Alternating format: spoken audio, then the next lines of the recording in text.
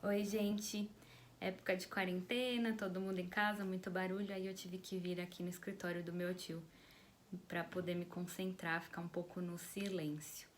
Bom, mas então, voltando a falar, né, da análise funcional do comportamento, sempre que um paciente, um cliente busca, né, a terapia, busca ajuda, é porque ele tá com um problema. Ou ele tá inserido ali num contexto, num comportamento, numa situação cheio de estímulos aversivos, ou tá faltando reforçadores positivos e ele não sabe como sair disso. Bom, e aí então, para você fazer a avaliação funcional, precisa identificar quais são os comportamentos, o que aconteceu, na verdade, antes, o comportamento e o que aconteceu depois. Então, a avaliação funcional, ela é para coletar dados, né, esses dados, para entender esse contexto em que a pessoa tá ali, né, com aquele comportamento, vamos dizer, disfuncional, né, que a coisa não tá funcionando, tá causando de alguma forma sofrimento. Então, a avaliação funcional é para isso, a gente vai coletar dados para compreender o contexto que a pessoa tá, então o que aconteceu antes, como ela se comportou e o que veio depois, né, na sequência, e aí conseguir, né, elaborar estratégias para modificar esse comportamento, vamos dizer, extinguir esse comportamento inadequado e aí conseguir reforçar comportamentos adequados. Então é conseguir um comportamento alternativo que seja funcional, tal, identificar os reforçadores potenciais, as variáveis motivacionais, né? Porque a motivação, o motivo tá sempre, né, nessa relação da pessoa com o ambiente. E aí na análise funcional, como eu disse em outros vídeos, já não considera a questão dos fatores internos como a intenção, tive intenção de fazer isso. Não, existe toda a relação com o ambiente que faz, né,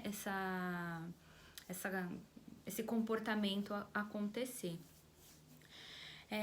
Então, lembrando, né, todo comportamento tem uma função, por pior que seja a função, ele tem uma função. Então, você precisa fazer a avaliação, né, coletar esses dados, entender o contexto, para entender qual que é a função desse comportamento, né, que a pessoa trouxe para você. Então,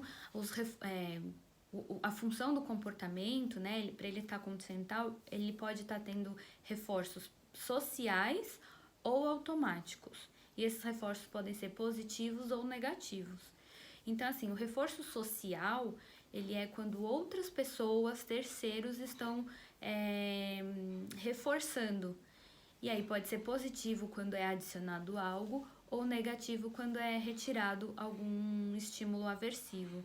Então, por exemplo, a criança tá lá chorando, chorando, chorando, a mãe vai dar um chocolate. Então, a mãe tá reforçando a criança positivamente, ela tá adicionando, né, um prêmio, vamos dizer assim, o chocolate, por a criança estar chorando. Então, isso é um reforço social positivo. Ou, por exemplo, a criança tá chorando, chorando que, sei lá, que ela não quer estudar. E aí a mãe fala assim, não, então tá bom, não precisa chorar, você não precisa estudar. Então, retirou o que é aquele estímulo aversivo para a criança, que é o estudo. Então, assim, foi a mãe, nesse caso, né, um terceiro, que reforçou o comportamento da criança de chorar. Num caso, né, dando o chocolate foi um reforço positivo, e no outro, né, retirando ali o estímulo aversivo, que seria o estudar, é um reforço negativo. E os reforços automáticos, que também, né, são positivos e negativos, o automático é aquele que não depende de terceiros para acontecer. E também positivo adicionando algo, negativo retirando um estímulo aversivo. Então, por exemplo, você, sei lá, tá frio, e aí você vai e fecha a janela. Então, não dependeu de terceiros, você fechou a janela para interromper, para retirar o estímulo aversivo, que era o frio. Você entrou na piscina para se refrescar. Então, não dependeu de ninguém, você se refrescou, né? Adicionou algo bom então é um reforço positivo.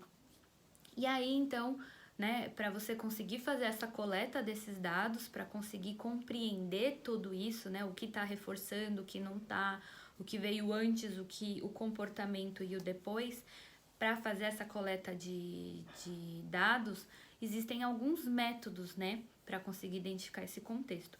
E aí existe o método indireto, que ele é através de questionário, entrevistas. Então, o cliente, o paciente sentou lá, ou que nem quando é criança são os pais, né, o responsável, né, e aí vai perguntar, tipo, o que tá acontecendo, qual que é o comportamento, em que situações que acontece isso, e depois disso, enfim, e vai conseguir entender. Esse método indireto, ele é muito rápido, ele é o mais rápido, porém, ele não é tão preciso, ele pode ser um pouco menos preciso do que os outros métodos. O segundo método é a observação direta, e essa observação direta ela pode ser feita pelo próprio paciente ou por terceiros, né, na escola, pelo professor, enfim, ou pelo próprio psicólogo, né, pelo próprio analista. E então é basicamente ver e registrar. E aí pode ser feito de forma descritiva. Então, por exemplo, eu vi, vamos anotar, né? Faz 3 colunas, tipo o antes, o comportamento e o depois. Então, por exemplo, todo mundo, sei lá, todo mundo tava conversando, os adultos estavam conversando, a criança começou a chorar e eu dei um chocolate para ela.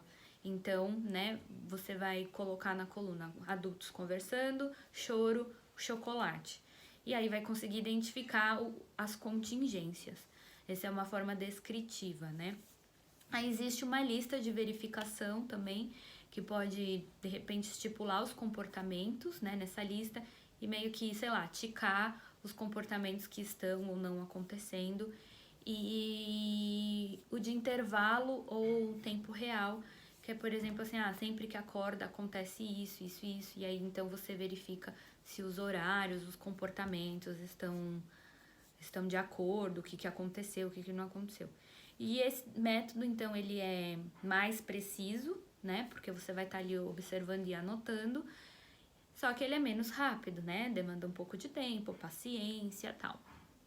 E aí existe o método experimental, que o método experimental tenta manipular, fazer uma experiência. Então, tenta manipular o antes, o depois, para ver ali os resultados, vamos dizer assim. Vamos ver ali, então, como que a gente consegue adaptar esse comportamento, melhorar esse comportamento, ou até extinguir o comportamento inadequado e colocar um comportamento adequado, reforçando, enfim.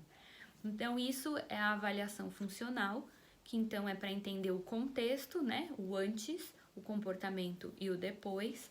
Entender esse contexto, entender quais são os reforçadores, se é social, se é automático, se é positivo, se é negativo, e aí poder desenvolver estratégias ali para conseguir alterar esse comportamento. Bom, então de avaliação funcional é isso. Então, até o próximo vídeo, que vem outros assuntos.